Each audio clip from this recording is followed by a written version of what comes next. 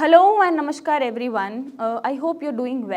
Well. आज हम इस वीडियो में बात करेंगे फैटी लिवर, जो सबसे बड़ा रीज़न होता है लिवर सिरोसिस का या लिवर ट्रांसप्लांट का या लिवर फेलियर का। मतलब लिवर ट्रांसप्लांट जो होते हैं मैक्सिमम वो फैटी लिवर से शुरू होते हैं। फैटी लिवर इतना बढ़ जाता है कि वो इरिवर्सिबल लिवर डैमेज में कन्वर्ट हो जाता है और आपको लिवर ट्रांसप्लांट कराना पड़ता है। तो अगर आपको फैटी लिवर है तो हम ऐसी कौन सी मॉडिफिकेशन करें अपने लाइफस्टाइल में, अपने डाइट में या अपने रूटीन में, जो आपका फैटी लिवर वहीं पे ठीक होना शुरू हो जाए और आपको लिवर ट्रांसप्लांट तक ना जाना पड़े। तो आज ये वीडियो उन पेशेंट्स के लिए जिन्हें फैटी लिवर है और वो चाहते हैं कि उनका लिवर बचा रहे, लिवर सिरोसिस में ना कन्वर्ट हो और उनको लिवर ट्रांसप्लांट ना कराना पड़े। तो फैटी लिवर, जैसा हमने बहुत वीडियोज़ में शेयर किया है कि फैटी लिवर नॉर्मली अल्कोहल या मतलब अल्कोहल की वजह से या अल्कोहल नहीं की वजह से आपके जब लिवर पे एडिपोज टिश्यू की कलेक्शन हो जाती है, फैट डिपॉजिट हो जाता है, तो वो फैटी लिवर में कन्वर्ट हो जाता है, राइट। वैसे तो लिवर का जो फंक्शन होता है, अगर आपने समझा होगा कि सारे बॉडी के टॉक्सिन्स को बाहर निकालना ही है, बट किसी इंजरी की वजह से या आपके लाइफस्टाइल की वजह से इतना लिवर पे इतना असर आ चुका है कि वो अपना फंक्शन ही नहीं कर रहा और आपके जो भी वेस्ट प्रोडक्ट्स है उनको एक्यूमुलेट करे जा रहा है बॉडी में, तो वो लिवर फेलियर में कन्वर्ट हो जाता है। अब ऐसे में आपको क्या चीज़ें करनी है और कौन सी चीज़ें अवॉइड करनी है जिससे आपका फैटी लिवर यहीं पे रुक जाए, ठीक होने लग जाए, रिवर्स होने लग जाए और लिवर सिरोसिस में ना बदले। तो सबसे पहले डाइट में मैं बोलूँगी, डाइट में सबसे पहले जो हम खाते हैं, बहुत ज़रूरी है कि हम क्या खा रहे हैं उस पर हम ध्यान दें, क्योंकि बहुत मेजर रोल प्ले करता है। अगर आप रिफाइंड कार्ब्स खाते हैं, कार्ब्स एज इन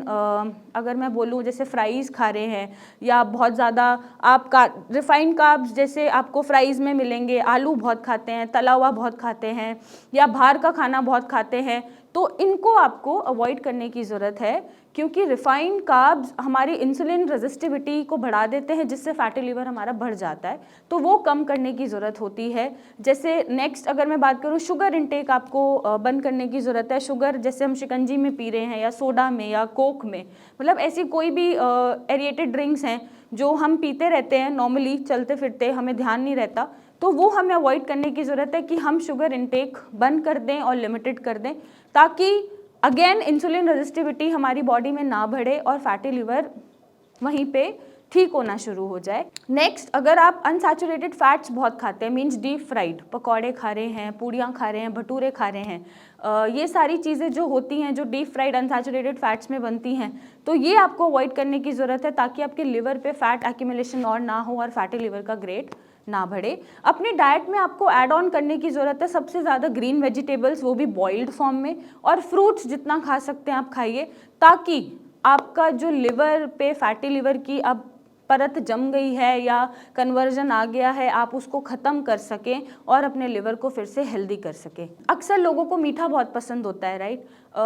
मतलब बहुत क्रेविंग्स होती हैं कि हम केक खा लें, हम जलेबी खा लें, गुलाब जामुन खा लें, गाजर का हलवा खा लें। तो ऐसी कोई भी मिठाई किसी भी फॉर्म में अगर मिठाई हम खा रहे हैं तो वो भी आपको क्रॉस लगाने की ज़रूरत है, क्योंकि उससे अगेन इंसुलिन रेजिस्टिविटी बढ़ जाएगी बॉडी में, फ्री रेडिकल्स घूमते रहेंगे और आपका फैटी लिवर बढ़ता रहेगा, तो वो आपको रोकने की ज़रूरत है। अगर आपका अल्कोहल इंटेक बहुत है तो प्लीज़ आप अल्कोहल इंटेक को लिमिट कर दीजिए। अगर अल्कोहल की वजह से फैटी लिवर हो रहा है या लिवर में डिस्ट्रक्शन आ रही है तो आपको अल्कोहल एकदम स्टॉप करने की ज़रूरत है, ताकि लिवर ट्रांसप्लांट की नौबत ना आए। नेक्स्ट अगर मैं टिप की बात करूं तो आप मेक श्योर दैट अगर आपका वेट है बहुत ज़्यादा,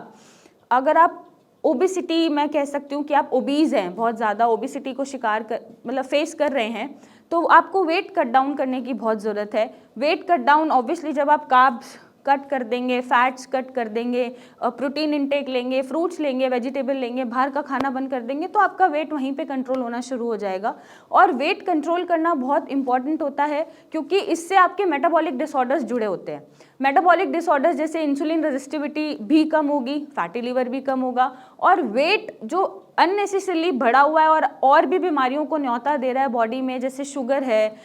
या फिर थायराइड है या पीसीओडी है फीमेल्स में, तो ऐसी बीमारी को जो न्योता दे सकता है वो भी रिस्क फैक्टर्स उसके भी खत्म हो जाएंगे। तो वेट को मेंटेन करना है। अब वेट कैसे मेंटेन करना है? बहुत ही रैपिड वेट लॉस नहीं करना है, क्योंकि कोई भी रैपिड वेट लॉस अगर होता है, लेट सपोज आपने एक हफ्ते में 3-4 किलो कम कर लिया, या 2 हफ्ते में आपने 6-7 किलो कम कर लिया, तो वो भी इतनी तेज़ी से रैपिड वेट लॉस नहीं करना, क्योंकि रैपिड वेट लॉस आपकी बीमारी को और वर्स कर सकता है, आपके फैटी लिवर को और वर्स कर सकता है। तो स्लो एंड स्टडी चलेंगे कि आप धीरे धीरे इंचेस लॉस कर रहे हैं और इंचेस से फिर आप वेट लॉस पे आ रहे हैं, तो इतनी तेज़ी से नहीं भाग रहे हैं कि आपकी बीमारी वर्स हो जाए। तो एक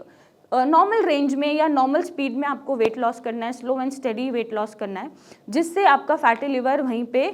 स्टॉप हो जाए और रिवर्स होना शुरू हो जाए। अब ये सवाल उठता है कि आपको पहचानना कैसे कि आपका फैटी लिवर है। वैसे तो आप एक अल्ट्रासाउंड करा सकते हैं अपर एब्डोमेन का, उसमें लिवर का अगर हो रहा है फैटी लिवर ग्रेड 1, 2 वो नॉर्मली आ जाता है स्कैन में। अगर आप स्कैन भी नहीं करा रहे हैं या करा नहीं पा रहे हैं तो कुछ ऐसे लक्षण आपको दिखेंगे कि जिससे आप अंदाज़ा लगा सकते हैं कि आपको फैटी लिवर है। सबसे पहले तो आपको बहुत थकावट महसूस होगी, मतलब आप कुछ भी नहीं कर रहे फिर भी आप बहुत टायर्ड फील कर रहे हैं, फटीक फील कर रहे हैं कि जान ही नहीं है, हम उठ ही नहीं सकते, तो ये भी एक लक्षण हो सकता है फैटी लिवर का। दूसरा हो सकता है सिर्फ आपके जो सेंट्रल जो पेट है हमारा, जो स्टमक एरिया है, हो सकता है सिर्फ वहीं पे आपका चर्बी बनी रहे, या एक तोंद जिसे हम बोलते हैं कि मटके जैसा पेट निकल गया या तोंद आ गई है, वैसा अगर आपका मोटापा चढ़ रहा है आप में, तो वो भी एक लक्षण हो सकता है फैटी लिवर का, जिसे हम सेंट्रल ओबेसिटी भी बोलते हैं। नेक्स्ट हो सकता है आपके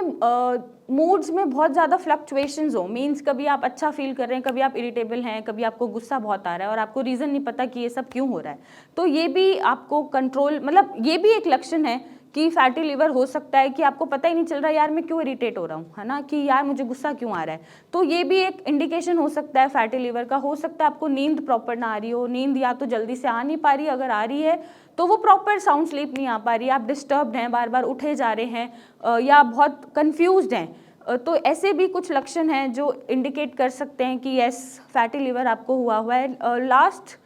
एक बहुत ही मार्क्ड सिम्टम होता है कि स्नोरिंग जनरली सभी कर लेते हैं, बट ऐसी स्नोरिंग कि आपका पूरा घर डिस्टर्ब हो जाए आपके सोने से, अगर ऐसी स्नोरिंग आप कर रहे हैं तो हो सकता है कि आपको फैटी लिवर है।